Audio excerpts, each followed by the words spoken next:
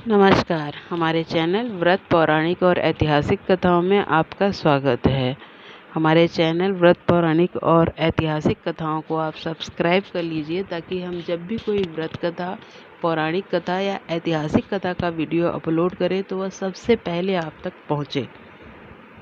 हमारी आज की ऐतिहासिक कथा है रानी नैकी देवी की। रानी नैकी देवी जो गोवा की राजकुमारी और गुजरात की रानी थी। मोहम्मद गोरी ने इनके राज्य पर जब आक्रमण करने का प्रयास किया तो इन्होंने उसे इतनी बुरी तरह परास्त किया कि वह सीधे मुल्तान की तरफ भाग गया और उसने पीछे मुड़कर कभी भी गुजरात की तरफ नहीं देखा।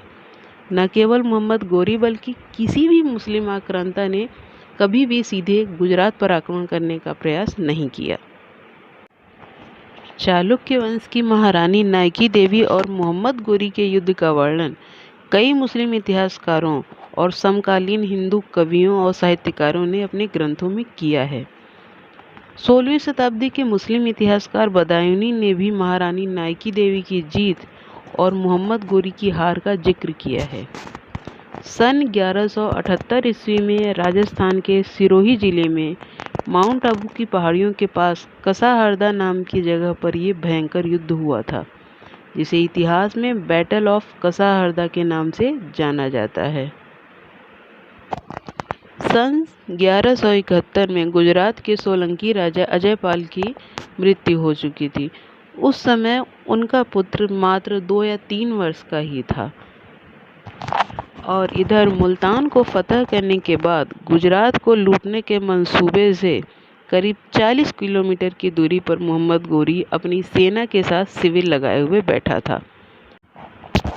मोहम्मद गोरी रानी के पास एक संदेशवाहक भेजता है और फरमान सुनाता है कि रानी और बालक के साथ राज्य का सारा धन उसे दे दिया जाए तो वो बिना खून खराबे के लौट जाएगा।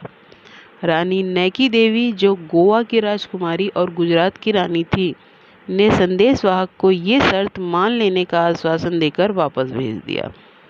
संदेशवाहक जैसे ही गोरी को ये बताता है कि उसकी शर्तें मान ली गई हैं, गोरी खुशी से झूम उठता है।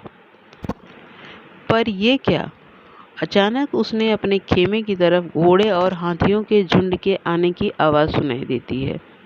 आसमान में उड़ती हुई ये धूल उसे ये बताने के लिए काफ़ी थी कि सोलंकी साम्राज्य की रानी अपना गुजरात इतनी आसानी से नहीं देगी। अभी मोहम्मद गोरी को समझ ही पाता कि रानी नैकी देवी की सेना म्लेच्छों पर टूट पड़ती है। दोनों हाथों में तलवार लिए रानी नैकी देवी म्लेच्छों के सर धड़ से अलग करती चली जाती हैं।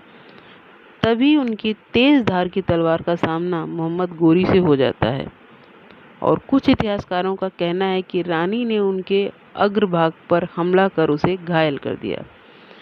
उसके बाद रक्त रंजित गोरी अपना घोड़ा लेकर सीधे मुल्तान की तरफ भागा और उसने अपने सैनिकों को बोल दिया था कि रास्ते में कहीं नहीं रुकना है।